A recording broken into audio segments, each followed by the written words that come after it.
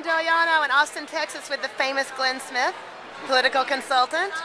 So Glenn, how's it going? It's going very well. It's good to see you. How you doing? Good, good. So you have your own company. What's it called? Well, the Texas Progress Council is a non-profit that works for progressives on message development, communications. Okay, and then also you've written a book. What's that called? It's called The Politics of Deceit. Okay, and what's that about?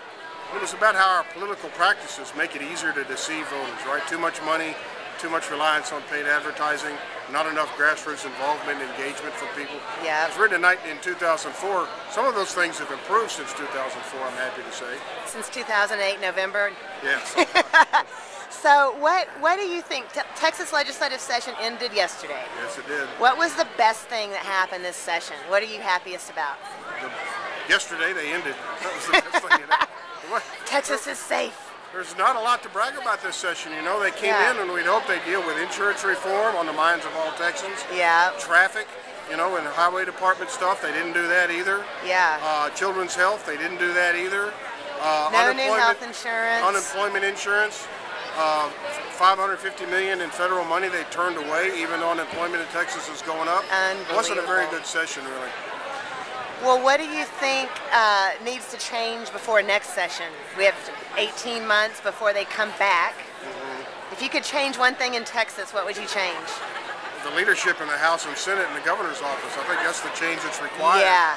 I mean, I think there where the problem was this time, actually. I think moderate Republicans and Democrats were actually working together pretty well. But the leadership was in disarray. They couldn't get done even the things the members wanted to get done. So I think it's time for a Democratic governor, a Democratic lieutenant governor, and a Democratic House Speaker. I like the sound of that. What do you, let me just ask for like an example of where you saw leadership break down during session, because well, at the very end, it was pretty obvious. Yeah. And the issue was over the Highway Department sunset bill and a separate measure about bonds and how those bonds were going to work for the Highway Department, right? But it wasn't a serious disagreement on this. It was more like somebody in the Senate didn't call somebody in the House, and that's leadership. They just didn't figure it out, and then they all stood around mystified about what happened. And if you talk to them today, they're all going, we don't know what happened.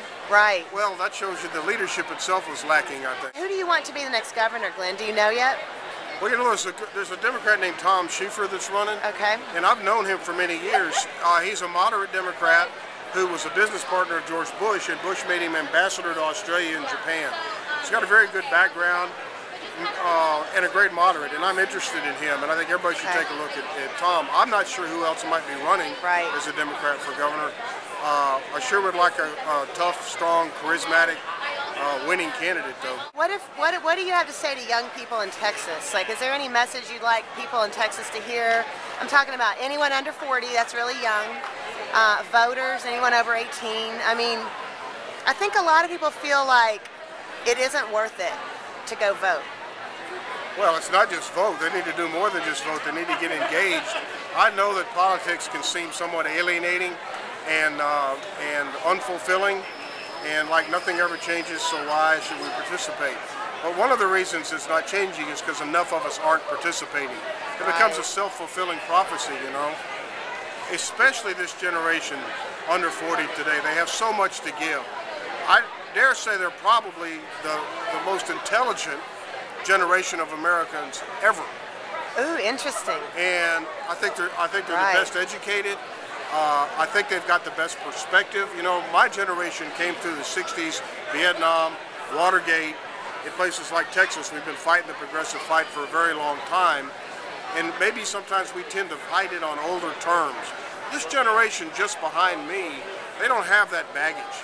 They're looking at things new, and they're looking at things different. And the country needs them, and the state needs them.